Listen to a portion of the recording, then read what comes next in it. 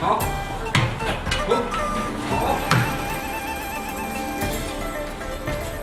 我叫 Mauro Antonino D'Angelo， 我是意大利人。我的中国朋友叫我唐卯安，因为在中国有一个成语是那个貌比潘安。我现在住在上海，8岁的时候我开始练中国武术。我的工作是教武术，在欧洲我有学生，在中国也有学生。现在在意大利有一个意大利中国武术协会，我是副会长。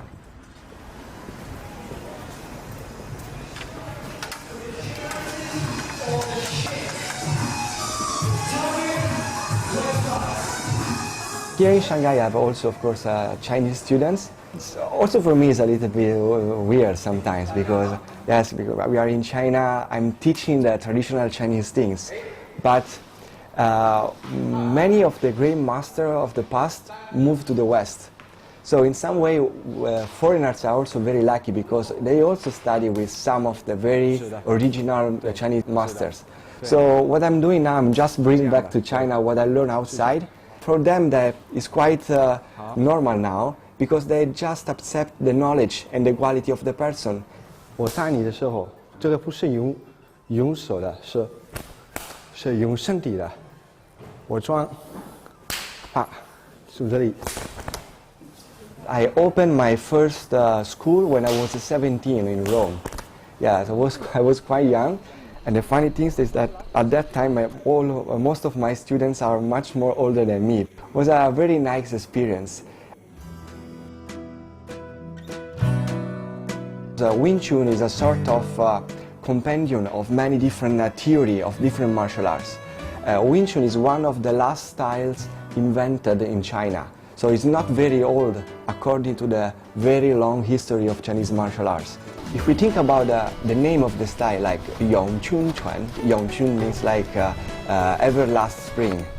So it gives me the idea to find a way to be always very young. Being young doesn't mean like only the body have to be young. Also my mindset have to be young. In traditional Chinese martial arts, there are so many aspects related to the Chinese culture, like philosophy, traditional strategy, calligraphy, and painting. Because when you practice martial arts slowly, you can feel that you can relate it so many aspects of your daily life to martial arts.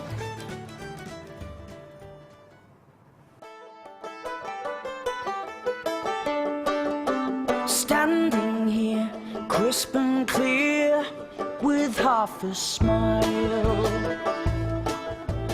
I came in China the first time when I was 18 years old. And then 3 years ago, I decided to move to Shanghai definitely. The first one is because I found love here. And the second one because this is the best place for me to keep doing the research. Now I'm focusing a lot to form instructors. We are in Yantai today, in the Shandong province of China, to meet Master Julian Bao, 5th generation of the 7-star praying mountain style. When I'm here, I travel looking for old masters. They can give me an image of what martial arts was something like 50, 60 years ago. Because after the Cultural Revolution here in China, martial arts changed a lot. But I'm very curious about what martial arts was in the past. So I'm doing a lot of interview, traveling, training with them, study with them, discuss theory. I think that there is always an opposite attraction. Like Western people likes Asian things, and Asian people likes Western things. It's like yin-yang, right? In some ways, it's a little bit weird because China has a very old history of martial arts. So when I see so many kids training like Taekwondo, like this, I feel a little bit weird. You have your own martial arts. It's very good. It's one of the most ancient martial arts in the world. So why you're not doing yours? So I wish that in the future, I will find a way to create a sort of community of people that really likes martial arts with a very high skills, with a very high level of honor. In Chinese we say 武德, because we are lost in so many important things. As a martial artist, I really would like to create a sort of community to restore the value of martial arts.